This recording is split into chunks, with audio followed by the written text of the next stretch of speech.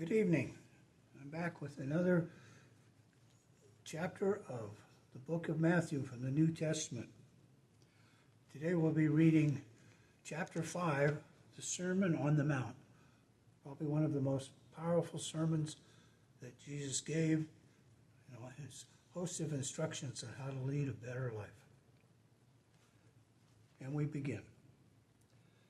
Jesus saw the crowds and went up a hill.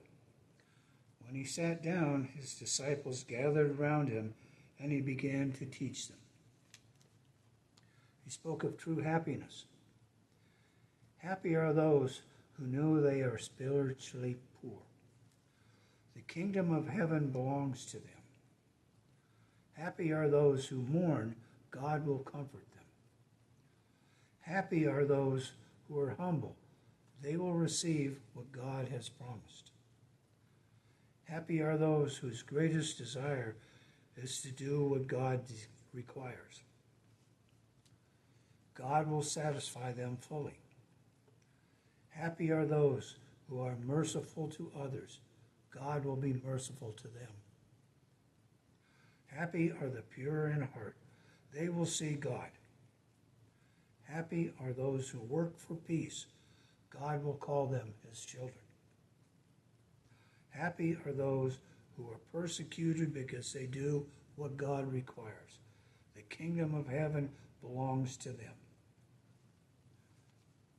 Happy are you when people insult you and persecute you and tell all kinds of evil lies against you because you are my followers. Be happy and glad, for a great reward is kept for you in heaven. This is how the prophets who lived before you were persecuted. Salt and light. You are like salt for the whole human race. But if salt loses its saltiness, there is no way to make it salty again. It has become worthless, so it is thrown out and the people trample on it. You are like the light for the whole world. A city built on a hill cannot be hid. No one lights a lamp and puts it under a bowl. Instead, it is put on the lampstand, where it gives light for everyone in the house. In the same way, your light must shine before people, so that they will see the good things that you do and praise your Father in heaven. Jesus speaks about teaching of the law. Do not think I have come to do away with the law of Moses and the teachings of the prophets. I have not come to do away with them, but to make their teachings come true. Remember that as long as heaven and earth last, not the least point nor the smallest detail of the law will be done away with, not until the end of all things. So then, whoever disobeys even the least important of the commandments and teaches others to do the same will be least in the kingdom of heaven. On the other hand, whoever obeys the law and teaches others to do the same will be great in the kingdom of heaven. I tell you then that you will be able to enter the kingdom of heaven only if you are more faithful than the teachers of the law and the Pharisees in doing what God requires. Teaching about anger. You have heard that people were told in the past, do not commit murder. Anyone who does will be brought to trial. But now I tell you, if you are angry with your brother, you will be brought to trial. If you call your brother, you good for nothing, you will be brought before the council. And if you call your brother a worthless fool, you will be in danger of going to the fire of hell. So if you are about to offer your gift to God at the altar, and there you remember that your brother has something against you, leave your gift there in front of the altar. Go at once and make peace with your brother, and then come back and offer your gift to God. If someone brings a lawsuit against you and takes you to court, Settle the dispute while there is time, before you get to court. Once you are there, you will be turned over to the judge, who will hand you over to the police, and you will be put in jail. There you will stay, I tell you, until you pay the last penny of your fine. Teaching about adultery. You have heard that it is said, do not commit adultery. But now I tell you, anyone who looks at a woman and wants to possess her is guilty of committing adultery with her in his heart. So if your right eye causes you to sin, take it out and throw it away. It is much better for you to lose a part of your body than to have your whole body thrown into hell. If your right hand causes you to sin, cut it off and throw it away. It is much better for you to lose one of your limbs than to have your whole body go off to hell. Teaching about divorce.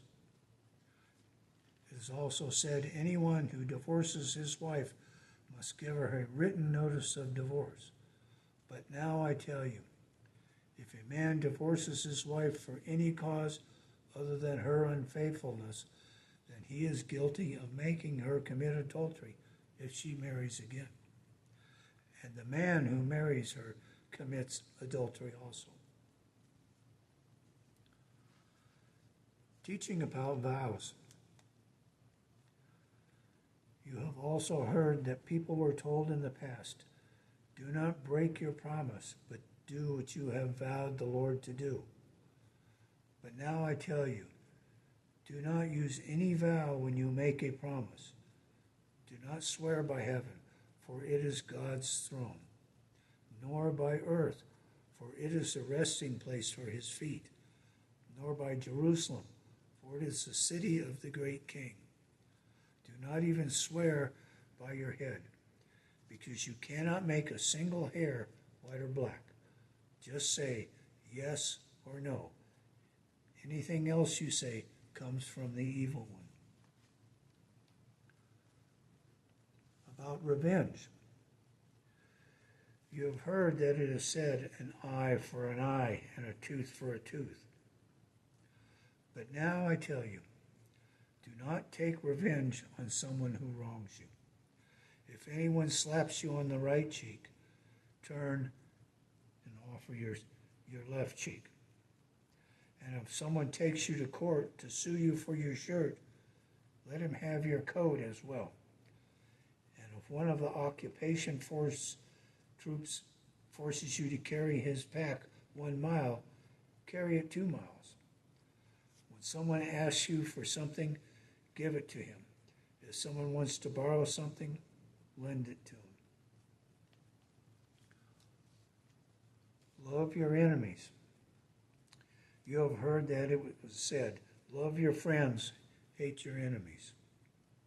But now I tell you, love your enemies and pray for those who persecute you, so that you may become the children of your Father in heaven. For he makes his sun to shine on bad and good people alike. He gives rain to those who do good and those who do evil. Why should God reward you if you love only the people who love you? Even the tax collectors do that. And if you speak only to your friends, have you done anything out of the ordinary? Even the pagans do that. You must be perfect, just as your Father in heaven is perfect. This ends a reading of chapter 5 of the book of Matthew.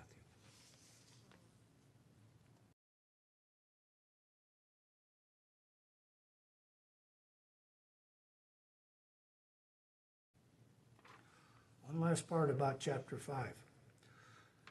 Matthew speaks 5 important words. But I say to you, each time Jesus says that, he tells us that righteous behavior is not enough, unless it is motivated by a pure hearing. Ask yourself, is my heart